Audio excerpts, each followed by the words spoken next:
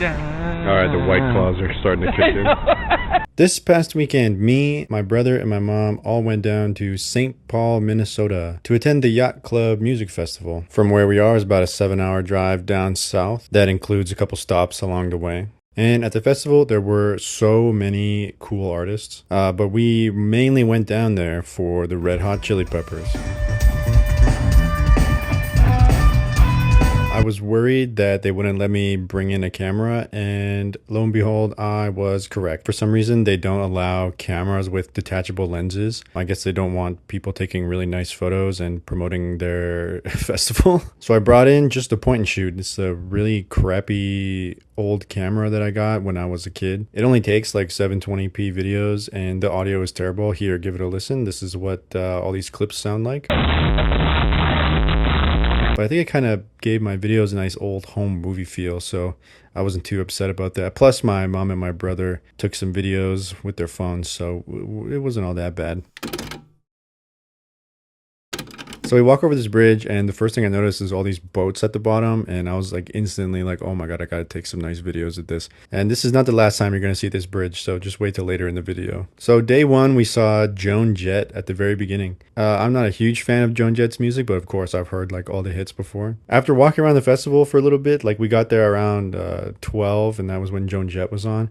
But as the day rolled around, so many people showed up to this event. Like it was like overwhelming, the amount of people that were there. Next up, Gwen Stefani comes on stage and performs all of her hits. The one thing I was super surprised by was like how many of her songs I knew but didn't know were Gwen Stefani songs. And then halfway through her performance, she brings out Blake Shelton. The crowd freaked out.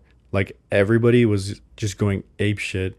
Nobody knew it was going to happen. My mom says she suspected a guest, but like nobody thought that Blake Shelton was going to be at the Minnesota Yacht Club Music Festival.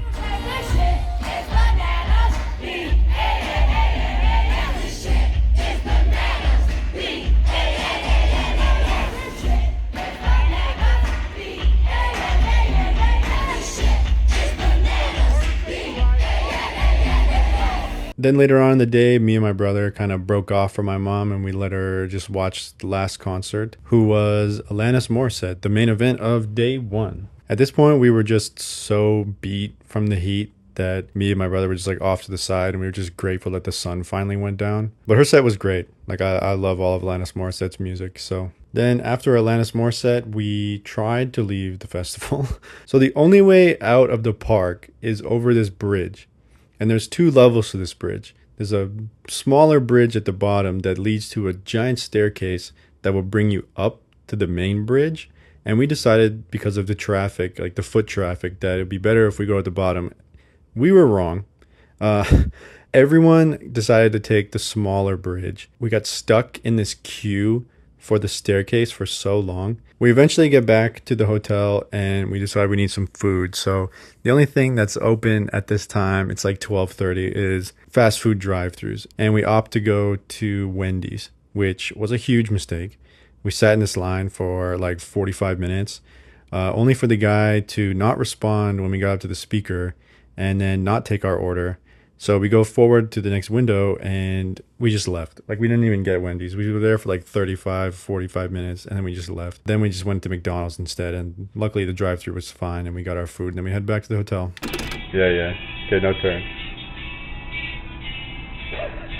Day 2 is when the real festival starts. But first, of course, you can't go to America without having a quick Target run to buy some snacks. So our goal for day 2 was we wanted to be as close as possible to the stage. So we basically just went to the front and camped out there for like 12 hours. So the first show was Soul Asylum. I'm not gonna lie, I'm not a big Soul Asylum fan. I don't really know their music. So I told my family, just stay here. I'm gonna go for a walk. Because I was already getting claustrophobic being in front of the crowd, and there wasn't even that many people there. So I was like, I need to recharge my energy a little bit before the rest of the day starts. So I went off and I got myself some food.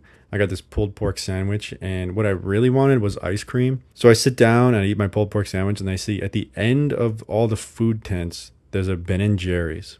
And so naturally I went and got some ice cream in the middle of this hot summer day. I make my way back and I start to watch the next 3 shows for the rest of the day. We didn't know this until the show started, but we actually picked a spot right next to the like the sign language interpreters, and watching them the whole time was so fun. They were doing so great. So after waiting around the front for a little bit, Hippocampus comes on. I really enjoyed their music. I had never really listened to their music before, but the whole time I was listening to them, I was like, this would be really good montage music. Like, I bet these guys have really good music videos. And then on comes The Offspring. I really enjoy The Offspring's music. You hear it on the radio all the time, but when you're really there in the crowd, it's so much like faster, and just like there's so much energy at an Offspring concert, and they were so funny the whole time. At one point, they brought out all these beach balls and started throwing them into the crowd, and then like I got these really cool shots of these beach balls. And then finally, after 2 days waiting, after like 6 different concerts, after like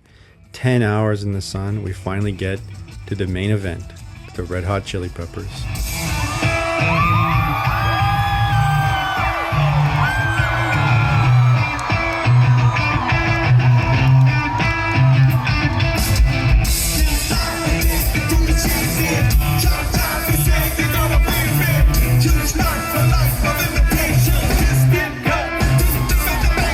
The Chili Peppers was absolutely amazing. I've been wanting to see them since I was a kid. They played most of their hits, and I was just headbanging against the railing the entire time. Plus, it had cooled off by this time of the night, so everybody was like at full energy. And then after 2 days of walking around in the heat, seeing some of my favorite musicians from my life, we made our way through the festival grounds and head back to our hotel.